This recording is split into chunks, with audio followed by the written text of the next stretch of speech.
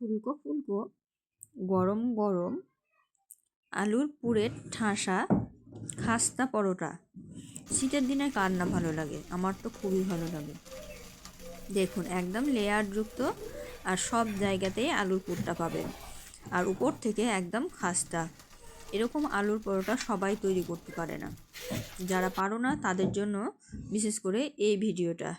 একবার যদি দেখো তাহলেই কিন্তু রেসিপিটা তোমরা সুন্দরভাবে তৈরি করে ফেলতে পারবে। আসসালামু আলাইকুম, কেমন আছেন সবাই? আশা করি সবাই ভালো আছেন, সুস্থ আছেন। আলহামদুলিল্লাহ আমরাও খুব ভালো আছি, সুস্থ আছি। সোনালী রান্নাঘর অ্যান্ড ব্লগ চ্যানেলে আপনাদের প্রত্যেকে স্বাগত জানাই। তো আজকে আমি স্পেশাল ফুলকো ফুলকো আলুর পুর ভরা পরোটা রেসিপি তৈরি করব। তার জন্য প্রথমে আলু সেদ্ধ নিয়েছি। আলুটা সেদ্ধ করতে সবাই পারে। আলুটাকে সিদ্ধ করে ম্যাশ করে নিয়েছি।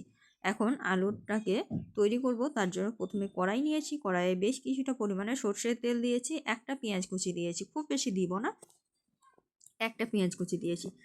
পেঁয়াজটাকে একটু নাড়াচাড়া করে লাল লাল করে ভাজা ভাজা করে নেব। তো এই যে লাল লাল করে ভাজা ভাজা করার জন্য হতে দিয়েছি। আর এদিকে আমি হাতের মধ্যে কিছুটা জোয়ান নিয়েছি। জোয়ানটাকে ভালোভাবে ম্যাশ করে দিয়ে দিব। জোয়ান যেমন খাবারের টেস্ট বাড়ায়, তেমন হজমেরও সাহায্য করে।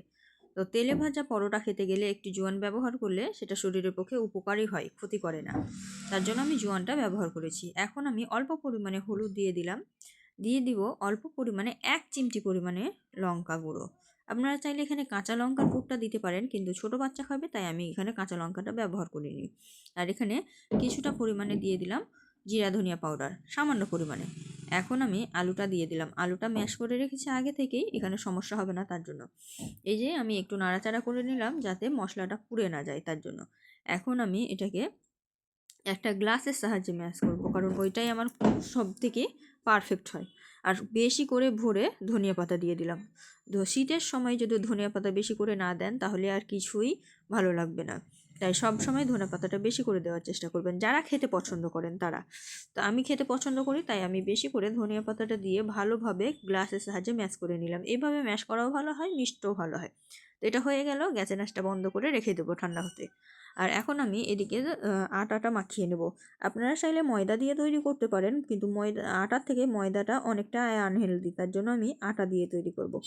প্রথমে আমি এখানে কিছুটা পরিমাণে তেল দিয়েছি, সাদা তেল 2 চা চামচ মতো সাদা তেল দিয়েছি। আর এখানে স্বাদ মতো লবণ দিয়েছি। এখন আমি এই আটাটাকে ভালোভাবে হাত দিয়ে মেখে নেব, যতক্ষণ না এটা একদম তেলটা ভালোভাবে মিশে যায়। আর এটা একদম মুঠো করলে মুঠো হয়ে যাবে, আর খুললে একদম ঝুরঝুরা হয়ে যাবে। এই রকম পর্যায়ে মাখিয়ে নিতে হবে। তো যতক্ষণ ওই রকম না হবে ততক্ষণ পর্যন্ত হাত দিয়ে ভালোভাবে মাখাতে থাকতে হবে। তো এই যে দেখতে পাচ্ছেন আমি ভালোভাবে হাত দিয়ে কিন্তু চটকিয়ে চটকিয়ে মাখিয়ে নিচ্ছি। আমি স্পিডটা একটু বাড়িয়ে দিয়েছি, কিন্তু দেখুন আটাটা কিন্তু মাখো মাখো হয়ে গেছে, অনেকটা টেক্সচার চেঞ্জ হয়ে গেছে। এখন হাতে মুঠো করলে দেখুন মুঠ বেঁধে যাবে। আমি আপনাদেরকে বোঝার সুবিধার জন্য দেখিয়ে দিচ্ছি।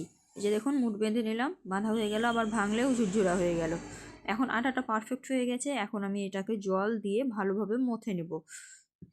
অল্প অল্প করে জল অ্যাড করব আর আটাটাকে সুন্দরভাবে মথে নেব। খুব বেশি শক্ত হবে না, একটু নরম নরম হবে ডোটা। এইভাবে যদি ডোটা তৈরি করে নিতে পারেন তাহলে কিন্তু আলুর পরোটা একদম ফুলকো ফুলকো হবে, একটুও ফাটবে না, সুন্দর হবে। এই যে দেখতে পাচ্ছেন আমি সুন্দরভাবে হাত দিয়ে ভালোভাবে মথে নিচ্ছি।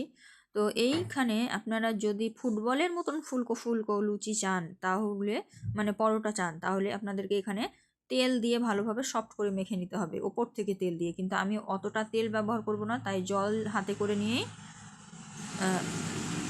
মথে মথে নরম করে নিচ্ছি। দেখতেই পাচ্ছেন অনেকটা স্পিড বাড়িয়ে দিয়েছি, যেহেতু অনেক সময় লেগে যায় আটাটা মথতে। যত ভালো তৈরি করবেন আটাটা, তত ভালো কিন্তু পরোটাটা তৈরি হবে। দেখুন তৈরি হয়ে গেল, আমি দেখিয়ে দিচ্ছি কতটা নরম হয়েছে। এখানে কিন্তু আপনারা তেল দিয়ে যদি আরেকটু মথে নেন তাহলে কিন্তু এটা রবার্টের মতো বাড়বে, তখন কিন্তু এটা কোনো মতেই ফাটবে না। তা আমার অতটা ফুলকো দরকার নেই, 2টা লেয়ার হলেই যথেষ্ট। তার জন্য আমি তেল দিয়েই তৈরি করে নিয়েছি। এখন আমি নিচেটা পরিষ্কার করে নিয়েছি, একটা ডো নিয়েছি, ডোর মধ্যে আলুটা ভরে দিচ্ছি। দেখুন কত সুন্দরভাবে সফটলি ঢুকে যাচ্ছে আলুটা। তো এইভাবেই দিয়ে মুখটা বন্ধ করে দিলাম চেপে। এখন এটাকে আমি বেলে নেব।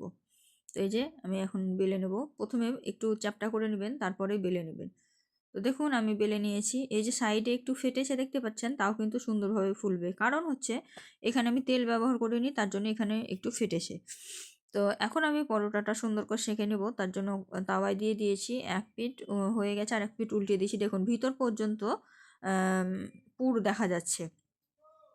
একটু মোটা করে যদি বেলেন তাহলে কিন্তু আপনার ফুলকো ফুলকো হবে, আর একটু পাতলা করে যদি বেলেন তাহলে কিন্তু অতটা ফুলবে না, কারণ হচ্ছে ফেটে যায় তখন আলুর পুরটা বেরিয়ে যায়। তো এই যে উল্টিয়ে পাল্টিয়ে ঘি দিয়ে আমি সেঁকে নিলাম, দেখুন কত সুন্দর ফুলেছে।